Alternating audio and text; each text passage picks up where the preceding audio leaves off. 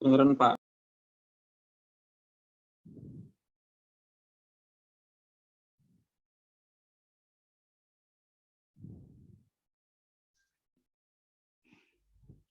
Oke, Bapak ulangi sekali lagi. Assalamualaikum warahmatullahi wabarakatuh. Waalaikumsalam warahmatullah. Melisita Ekasari, di unmute dulu apanya itu? Mic-nya itu. Melisinta.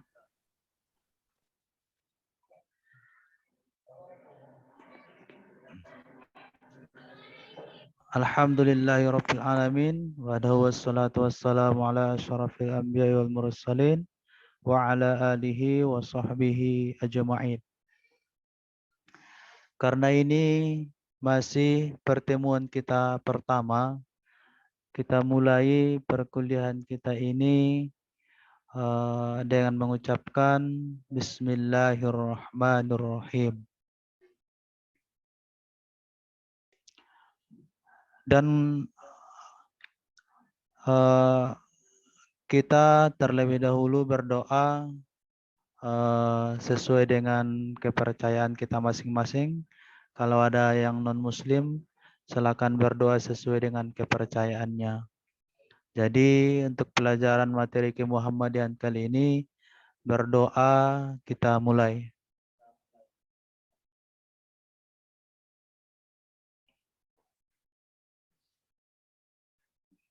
Oke, kemudian berdoa selesai.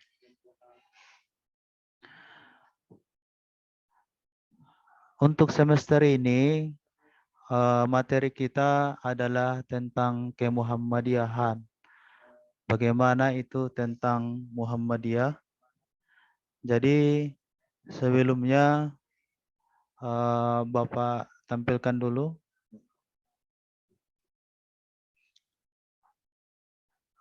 Pertama mungkin perkenalan dulu. Nama Bapak Harun Ar-Rasyid.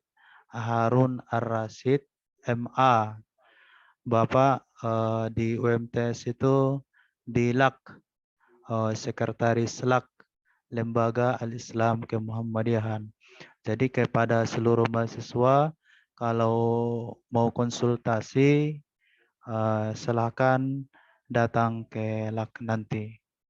Selama jam buka kampus, Bapak berada di LAK.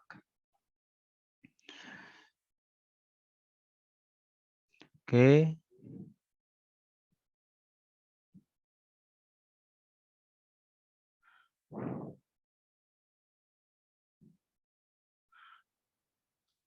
Mungkin Bapak mau menyampaikan secara singkat dulu tentang Muhammadiyah seperti itu.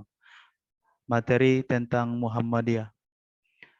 Untuk slide yang Bapak tampilkan sudah nampak semua tentang nama mata kuliah kita? Sudah Sudah. Pak. Ya. Nama mata kuliah kita ini adalah Kemuhammadiyahan. Sebenarnya ini disampaikan pada materi yang keempat, tapi karena judul kita Kemuhammadiyahan, jadi Bapak bicara sedikit dulu tentang masalah Muhammadiyah. Jadi materi kita tentang sejarah Muhammadiyah. Untuk capaian pembelajaran atau perkuliahan kita ada namanya CPL. Diharapkan mahasiswa itu menunjukkan sikap bertanggung jawab atas pekerjaannya, menguasai konsep Muhammadiyah, mampu menunjukkan kinerja yang berkualitas, mampu mengikuti dan menerapkan kegiatan dan putusan organisasi. Kemudian CPMK-nya menunjukkan sikap tanggung jawab, menguasai konsep Muhammadiyah, mampu menunjukkan kinerja yang berkualitas, mampu mengikuti dan menerapkan kegiatan dan putusan organisasi. Kemudian ada kompetensi dasar, memiliki kemampuan, pemahaman, penerapan tentang kemuhammadiyahan, kemudian memiliki minat menerapkan tentang kemuhammadiyahan. Oke, kemudian mungkin Bapak langsung saja ke slide-nya.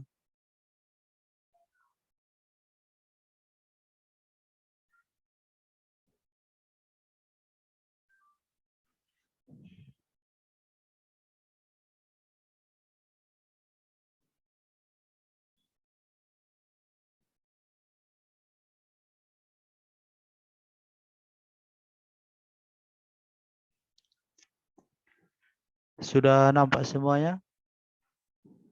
Ya.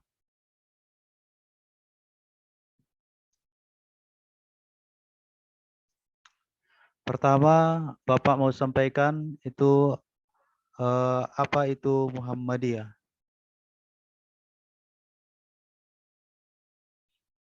Jadi kita yang kuliah di Universitas Muhammadiyah harus tahu apa itu Muhammadiyah. Masa kita kuliah di Universitas Muhammadiyah, pengertian Muhammadiyah saja kita tidak tahu. Jadi Muhammadiyah itu, kalau orang bertanya, kamu kuliah di mana? Universitas Muhammadiyah. Salah satu materinya apa? Tentang masalah kemuhammadiyahan. Dan salah satu untuk persyaratan mengikuti Baitul Arqam, kemudian KKN, persyaratan mengikuti Baitul Arqam itu harus lulus 4 mata kuliah.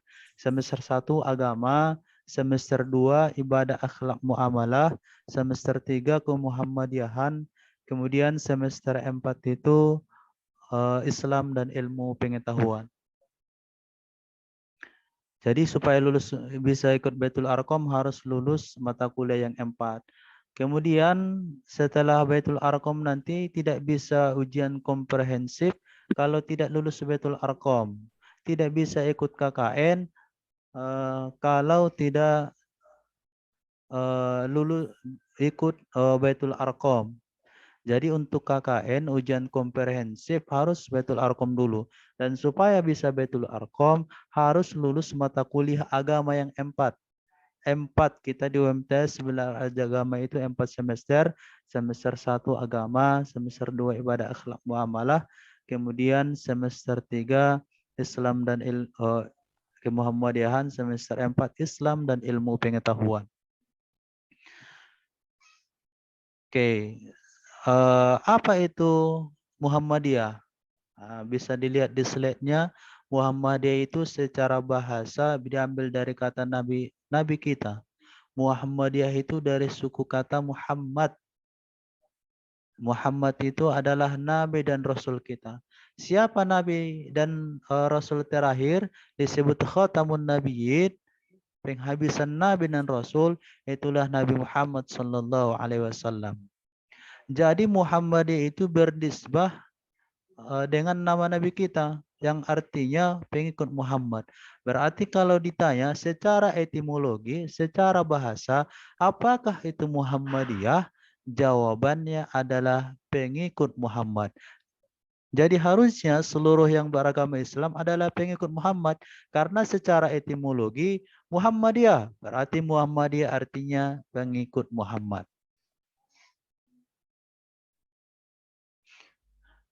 Kemudian secara istilah, kalau Bapak tanya, apa itu Muhammadiyah? Secara istilah pengertiannya adalah gerakan Islam, dakwah amar ma'ruf nahi mungkar, berakidah Islam, dan bersumber pada Al-Quran dan Sunnah. Jadi dia Muhammadiyah itu gerakan Islam. Dia menjadi wadah untuk pergerakan Islam. Jadi Muhammadiyah itu organisasi Islam. Dakwah amar ma'ruf nahi mungkar. Kalau dakwah artinya mengajak. Mengajak itu bukan hanya di mimbar saja. Bukan hanya pidato saja. Tapi dakwah itu setiap yang dakwah itu adalah mengajak.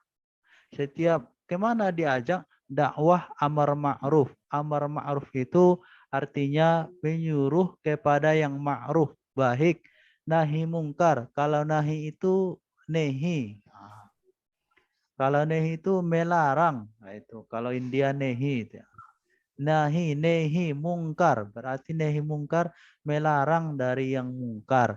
Mungkar itu yang dilarang oleh agama kita. Jadi mengajak kepada yang baik, menyuruh melarang dari yang mungkar. Mungkin kalau mengajak kepada yang baik lebih mudah. Ayo sholat, ayo puasa, ayo zakat, ayo haji, ayo bantu orang lain, dan lain sebagainya. Tapi kalau nahi mungkar agak lebih sulit. Atak na menghidupi. Kita na sumbayangi. Mudah saroman dailing na. Ula kamu na nonton na game online saja karejo na. Inahi mungkar may. Nah, kemudian berakidah Islam. Berakidah Islam dari Muhammadiyah itu akidahnya Islam. Dan bersumber pada Al-Quran dan Sunnah. Jadi Muhammadiyah senantiasa berusaha mengajak masyarakatnya untuk bersumber pada Al-Quran dan Sunnah. Contoh sederhana, kalau ada yang pesta, pesta itu kan walimah. Walimah itu dalam agama boleh, silakan sunnah berpahala walimah. Tapi kalau walimah hanya ada keyboard yang membuka aurat, itu di Muhammadiyah tidak dibolehkan. Tidak boleh kalau membuka aurat di sana. Kalau bisa menimbulkan syahwat, tidak dibolehkan. Itu maksudnya bersumber pada Al-Quran dan Sunnah. Sangat baik sekali dalam hidup ini. Makanya cara berpakaiannya jangan menimbulkan syahwat. Pandangannya dijaga. Perutnya harus diisi sesuai dengan halal dan thayyibah. Yang halal dan baik. Kalau dia melangkah berjalan, ada yang menyakiti di jalan, disingkirkannya. Jadi apa? Gerak-geriknya, perbuatannya, tingkah lakunya harus senantiasa sesuai dengan Al-Quran dan Sunnah. Itu yang disebut dengan Muhammadiyah. Kemudian Bapak cepat saja karena hanya sekilas bicara tentang Muhammadiyah. Kenapa berdiri Muhammadiyah? Pengikut Muhammad. Kenapa? Ada beberapa faktor. Yang pertama, faktor subjektif. Faktor subjektif itu adalah faktor yang datang dari diri Ki Haji Ahmad Dahlan, terutama setelah mendalami Quran surah Ali Imran ayat 104. Apa bunyi ayatnya? Wal takum minkum ummatun yad'una ilal khair wa ya'muruna bil ma'ruf wa yanhauna 'anil munkar wa ulaika humul muflihun. Apa intisari dari ayat itu? Harus ada orang, umat yang mengajak kepada baik, menyuruh kepada yang baik dan mencegah dari yang mungkar. Harus ada. Kalau ada dia amar ma'ruf nahi mungkar, menyuruh kepada yang baik, mencegah dari yang mungkar, maka dia akan menjadi orang yang sukses. Kalau bahasa Indonesianya itu sukses. Kalau bahasa Al-Qur'annya wa ulaika humul muflihun. Satu kata dengan ketika azan muazzin, hayya 'alal falah. Sukses itu artinya. Sukses kalau bahasa Arabnya falah atau muflihun. Makanya orang yang bisa amar ma'ruf nahi mungkar itu adalah akan sukses di hadapan Allah Subhanahu wa taala. Kemudian ada faktor objektif itu terbagi dua.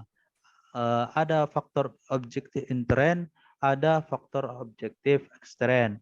Kalau objektif internnya itu keadaan dan kenyataan sosial, budaya maupun sosial keagamaan umat Islam dan ketika itu pra kelahiran organisasi. Makanya masih banyak budaya-budaya yang tidak sesuai dengan Islam.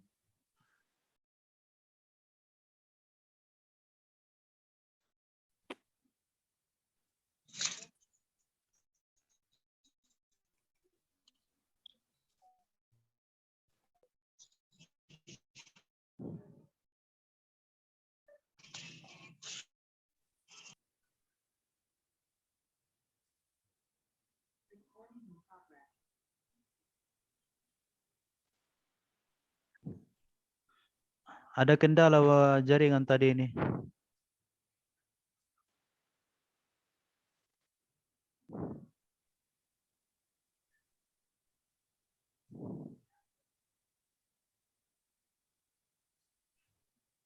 Oke, Bapak lanjutkan. Ada faktor objektif ekstern, dimaksudkan kondisi keadaan situasi umat Islam di kala itu. Kemudian ada faktor objektif, ada subjektif, ada objektif.